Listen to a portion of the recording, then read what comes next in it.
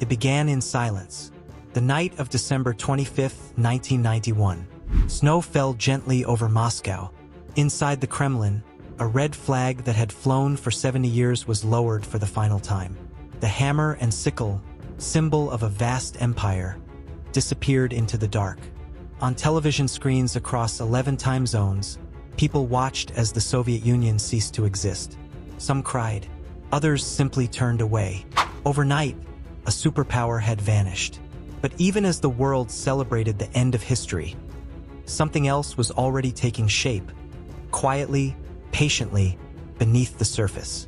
This is the story of how a fallen empire rose again. A story of collapse, rebuilding, and confrontation. A story of how Russia returned.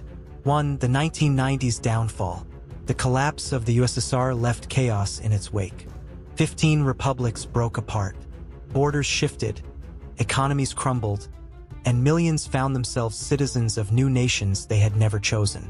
In Russia itself, the 1990s were years of confusion, a struggle to survive in a world that had suddenly changed overnight. Factories closed. Soldiers went unpaid. The ruble collapsed. In Moscow, elderly pensioners sold medals from the Great Patriotic War just to buy bread. Boris Yeltsin, Russia's first president, promised democracy and reform. But what followed was economic freefall. State industries were sold off for fractions of their value, giving rise to the oligarchs, men who became billionaires almost overnight while ordinary citizens starved. The military, once the pride of the Soviet Union, fell into ruin. Pilots couldn't afford fuel for training flights. Naval ships rusted in port. Generals complained they couldn't even pay for uniforms.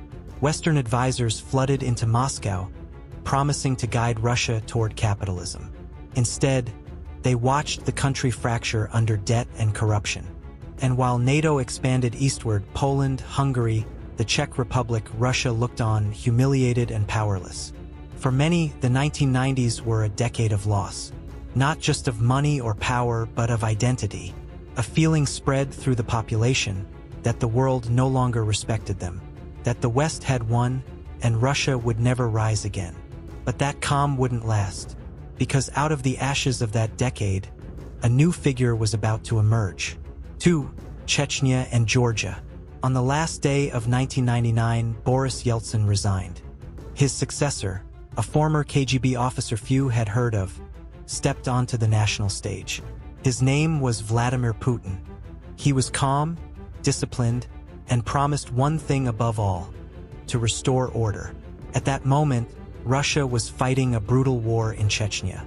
The first campaign under Yeltsin had ended in disaster. But Putin's war was different. Ruthless, organized, and fueled by a desire to show that Russia was no longer weak. Cities like Grozny were bombed into ruins. Thousands died.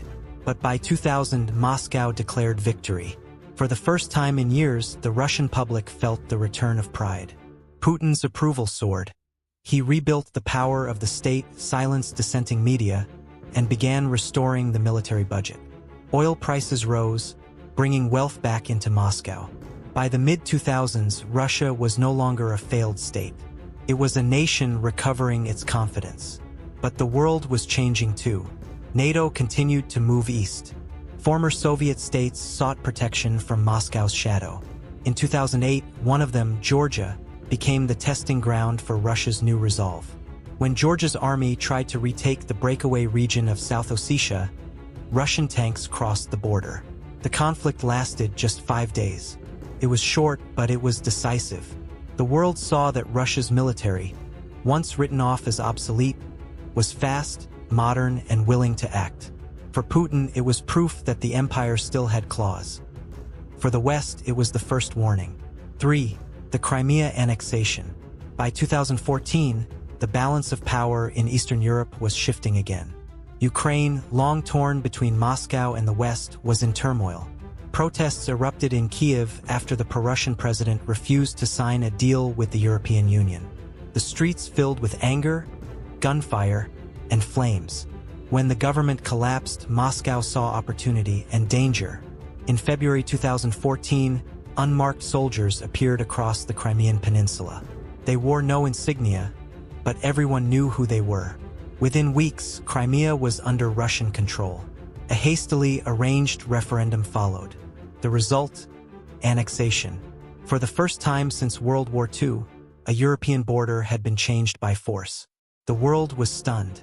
Sanctions followed, and relations between Russia and the West plunged to their lowest point in decades. But for Putin, it was a triumph.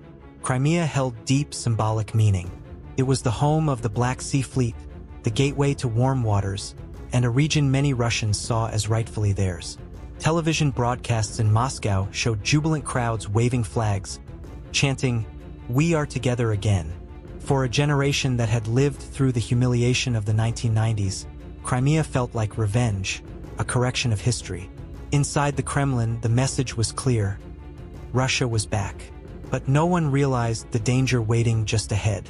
For the full-scale invasion of Ukraine.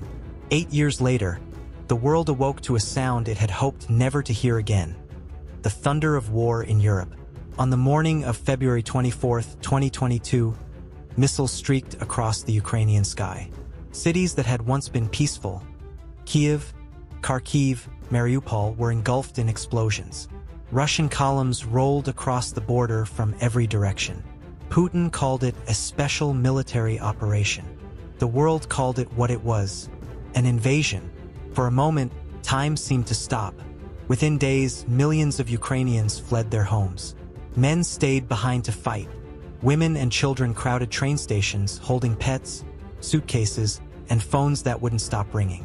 In Moscow, Putin spoke of history, of lost lands, of restoring Russian greatness. But the world saw something else, an echo of the past returning to life.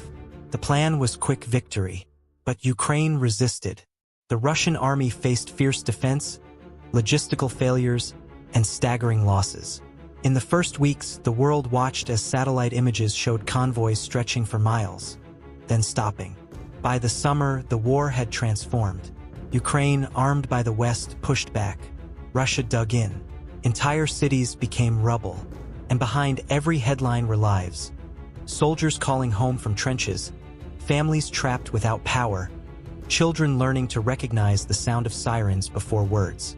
In that silence between explosions, reality began to sink in. This wasn't just another border dispute. It was the return of an old confrontation between Russia and the Western world. The war redrew global alliances. Finland and Sweden abandoned neutrality and joined NATO. Europe raced to cut dependence on Russian gas. The global South watched cautiously, balancing between condemnation and pragmatism. For Russia, isolation deepened, yet its resolve hardened. Factories shifted to war production. Propaganda filled the airwaves. The country once again became a fortress. And in Moscow, as winter snow returned, the Kremlin lights burned late into the night, just as they had decades before. Aftermath, the world reacts. The war in Ukraine became more than a regional conflict. It reshaped the world's map of power. China and Russia drew closer. Western nations rediscovered unity through sanctions and aid. New proxy conflicts flared in Africa and the Middle East. Meanwhile, inside Russia, repression tightened. Independent media were silenced. Thousands fled abroad. Yet many who stayed believed they were defending the nation from encirclement, from a West they were told had always wanted to destroy them. For Ukrainians, the cost was unbearable. Entire towns erased, families scattered, generations scarred. But amid the ruin, a fierce national identity was born, one built not on borders, but on survival. And for the world watching, the lesson was clear. History had not ended in 1991. It had only paused. The empire didn't fall. It adapted. More than 3 decades after the red flag was lowered, Russia stands once again at the center of global tension. It is not the Soviet Union. Its ideology is gone, its economy smaller, its borders reduced. But its ambitions remain. From the Arctic to the Black Sea, from cyber warfare to energy pipelines, Russia has re-emerged as a power that refuses to fade quietly into history. Its leaders still speak the language of empire, of spheres of influence, of security, of destiny. And its people, shaped by the memory of collapse and rebirth, live between pride and fear. the world now stands at a fragile balance. Each sanction, each drone strike, each speech, a reminder that the Cold War's shadow never truly vanished. In the end, it wasn't just about what happened in Ukraine or in Crimea or in Georgia. It was about the deeper question every nation must face: how far it will go to reclaim the past. Because the empire didn't fall. It adapted. And as history turns once more, the world watches, waiting to see what will rise next. Thanks for watching. If you'd like to understand more stories that shaped our world, don't forget to subscribe for more.